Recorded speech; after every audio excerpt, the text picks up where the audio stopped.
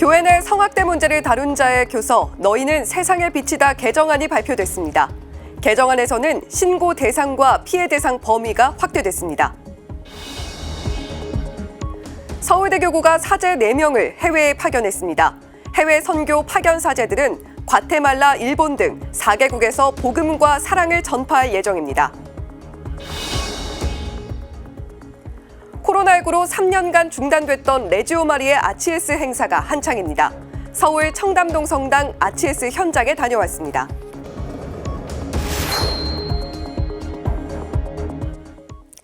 시청자 여러분 안녕하십니까? 3월 27일 월요일 CPBC 뉴스입니다. 프란치스코 교황이 교회 내 성학대 문제를 다룬 자의교서 너희는 세상의 빛이다의 개정안을 발표했습니다. 성직자뿐 아니라 평신도 지도자들에게도 적용되며 피해자 범위도 미성년자뿐 아니라 성인까지로 확대됐습니다. 맹현균 기자가 보도합니다. 3월 25일자 교황청 성명입니다. 2019년 발표된 자의교서 너희는 세상의 빛이다를 업데이트한다는 내용입니다. 프란치스코 교황은 2019년 성직자나 수도자에 의한 성학대 혐의를 인지할 경우 의무적으로 교회 당국에 신고하도록 했습니다. 성학대 문제를 은폐하거나 미온적으로 대처했을 경우도 신고 대상에 포함시켰습니다. 성학대 피해자를 먼저 만나 용서를 구한 뒤 문제 해결에 나선 것이었습니다. Ayer estuve reunido con 8 personas sobrevivientes de abuso de poder, de conciencia y sexuales, recogiendo lo que ellos me han dicho, quisiera poner delante de la misericordia del Señor estos crímenes y pedir perdón por ellos. 성학대 문제에 대한 교황의 단호한 대응 의지를 읽을 수 있는 조치였습니다. 이번에 교황은 성직자와 수도자뿐 아니라 평신도 지도자들도 자의교서 적용 대상에 포함시켰습니다.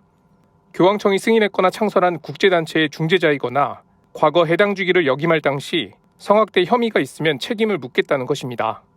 또 하나 주목할 점은 피해 대상의 범위가 확대됐다는 것입니다. 기존에는 피해자를 미성년자와 취약한 사람으로 규정했는데 미성년자 또는 이성이 불완전한 사람, 취약한 성인으로 피해 범위를 넓혔습니다. 신고 접수와 처리를 맡을 조직과 사무실을 명시한 것도 특징입니다. 아직 전담기구가 설치되지 않은 교구가 있다는 뜻이기도 합니다. 개정된 자의교서는 다음 달 30일부터 발효됩니다. 이번 자의교서 개정을 두고 일부에서는 교황의 두 번째 경고라는 해석까지 나옵니다. 성학대 근절과 피해자에게 정의를 실현하는 모습을 보여주려는 교황의 열망이 담겼다는 분석이 제기됩니다. CPBC 맹현균입니다. 복음 선포의 사명을 안고 이 땅에서 더 큰 세상으로 향하는 이들이 있습니다. 바로 해외 선교사제들인데요. 서울대 교구가 해외 선교사제 파견 미사를 봉헌하고 사제 4명을 파견했습니다.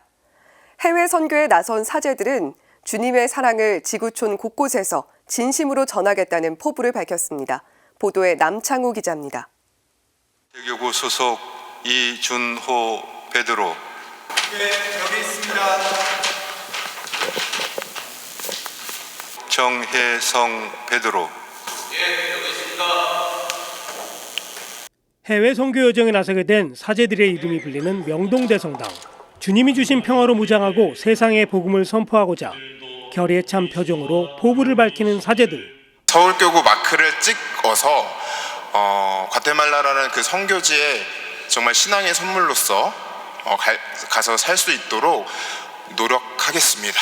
여러분들이 보내주시는 기도, 그 기도로 잘 살아남아서 다시 교구에 복귀해서 기쁘게 살도록 하겠습니다. Winter is coming. 겨울이 오고 있다라는 절인데요.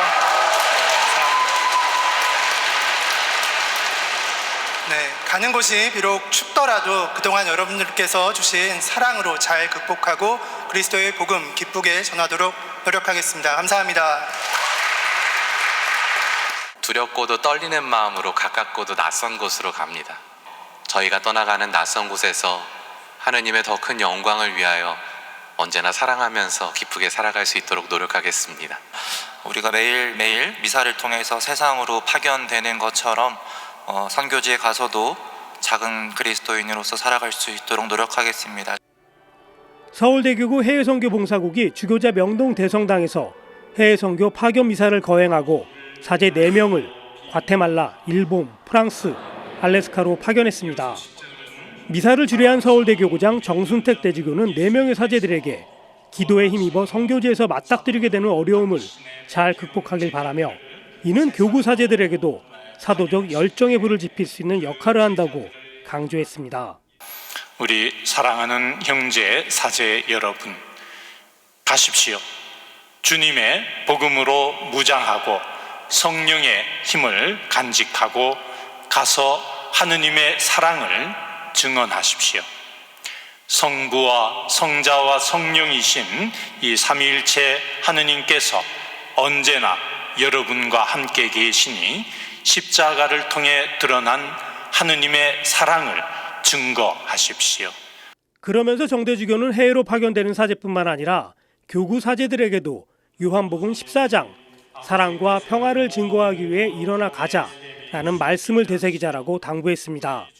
우리 서울대교구는 교회의 보편적인 소명인 선교 사명을 수행하며 주님께서 원하시는 곳이면 어디든지 복음을 전파할 것입니다.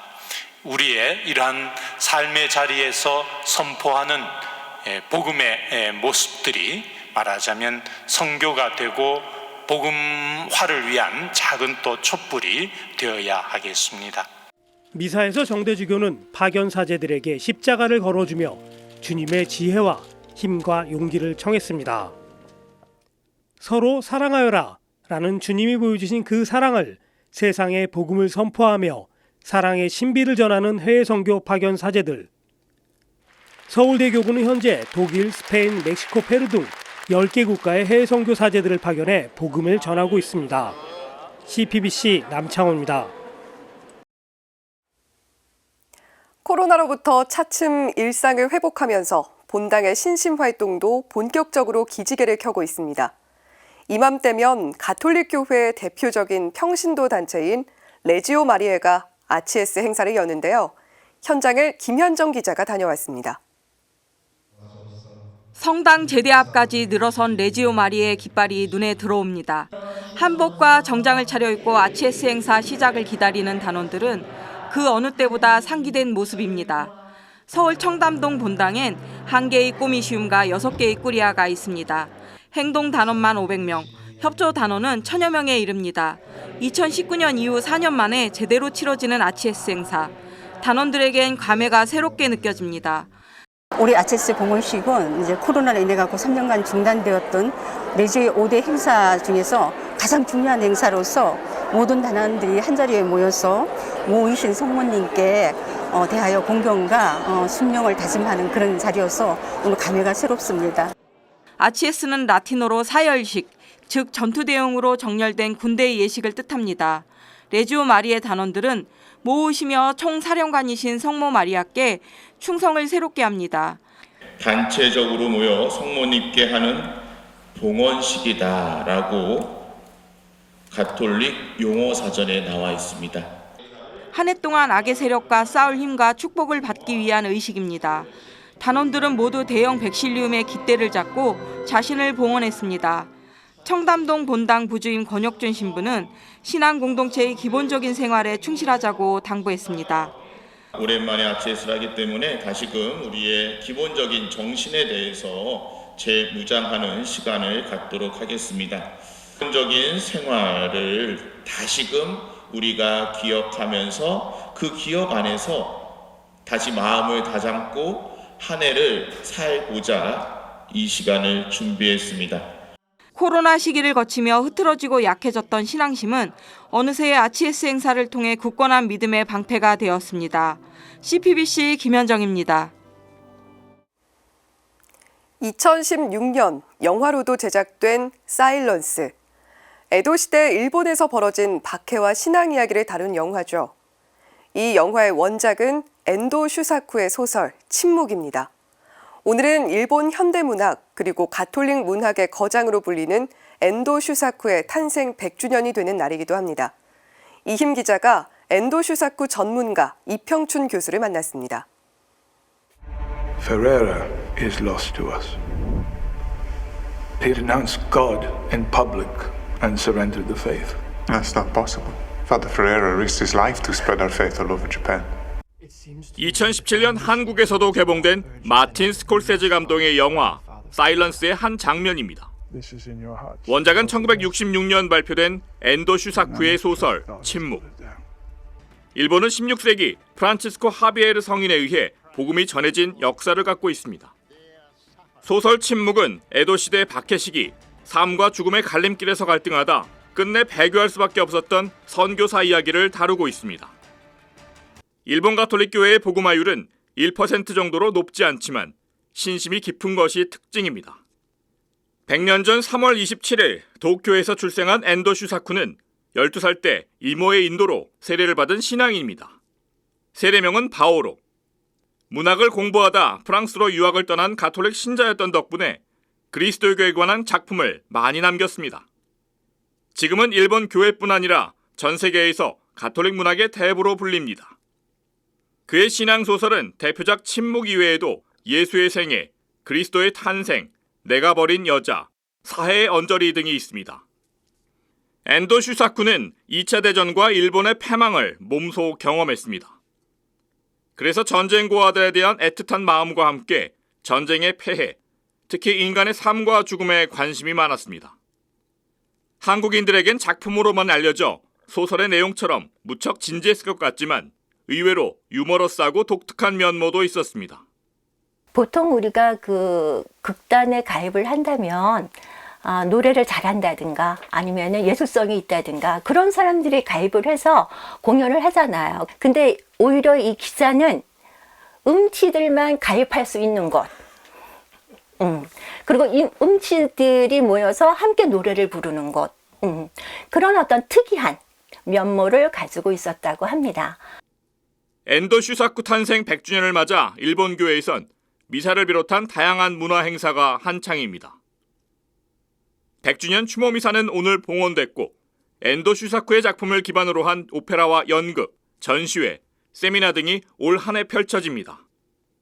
모든 대상을 신으로 여기는 범신론적 특징을 가진 일본의 독특한 문화 때문에 복음화율이 낮은 것에 대해 많은 고민을 했다는 엔도 슈사쿠.